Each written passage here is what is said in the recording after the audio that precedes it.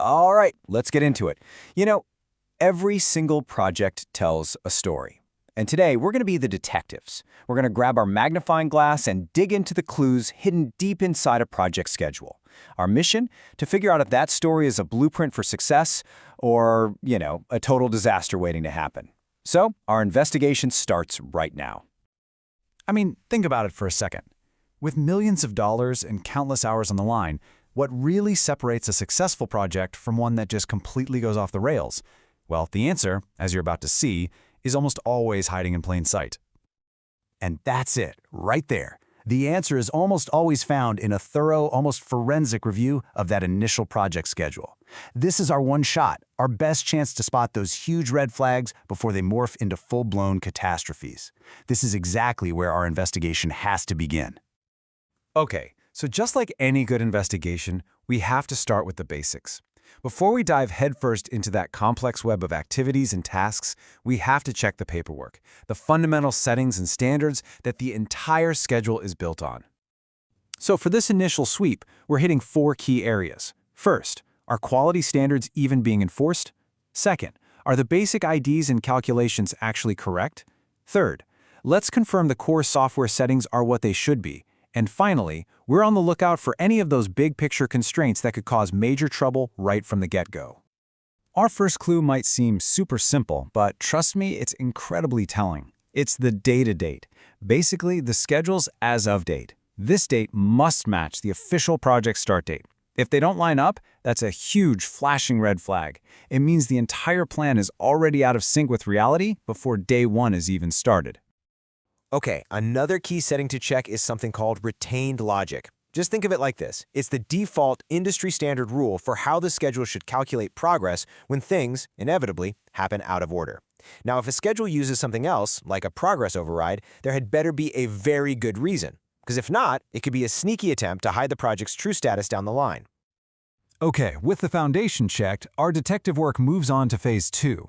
This is where we start to map out the crime scene, if you will, making absolutely sure that every single piece of required work is actually included in the schedule. Look, a schedule isn't just about construction. It's the entire project story. We need to see every single chapter, the official start, mobilization, and especially all those critical procurement and submittal steps. And the most important checkpoint of all? A clear, substantial completion milestone. Without these key plot points, the story has holes, and frankly, the project is just flying blind. Now this is what we call a smoking gun. Float is basically the wiggle room a task has before it starts delaying the entire project. So if you see negative float, it means the project is already behind schedule before a single hammer has been swung. It's contractually non-compliant from day 1, an open and shut case of a faulty plan. Let's look for another clue. We're checking the critical path. That's the longest chain of tasks that determines the project's end date. Now, some specifications will actually limit how many tasks can be on this path. Why? Well, think about it. If almost everything is critical, the schedule is incredibly fragile. One small slip could cause a massive delay. It can also be a sign of manipulation, designed to inflate future problems. Now, we're moving into the deepest part of our investigation. Phase 3 is all about reconstructing the sequence of events. We're going to test the logic, the connections between every task, to see if this plan is actually buildable in the real world. The golden rule of schedule logic is really simple. With the exception of the very first milestone and the very last one, every single activity must be connected to something before it and something after it. Any of these dangling activities break the logic of the critical path method and just make the dates completely unreliable. Now, how we connect those tasks matters a lot. The finish-to-start relationship is our bread and butter. One thing finishes, the next thing starts. It's the default. But if you see a start-to-finish relationship, your detective senses should be tingling like crazy. It's incredibly rare and almost always a mistake that can totally distort the schedule's logic. Another logic trick to watch for is negative lag, also known as a lead. This is where the schedule says an activity can start before its predecessor is even finished. On paper, this can magically shorten a schedule, but in reality, it often represents a completely impossible sequence of work.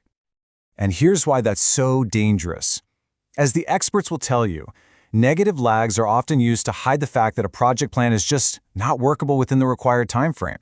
It's a classic case of cooking the books, and it is a huge red flag for any project detective. We're in the home stretch of our investigation. Now we're looking for the hidden risks, things like constraints that can override all our careful logic and all those real-world factors that scheduling software can't possibly account for.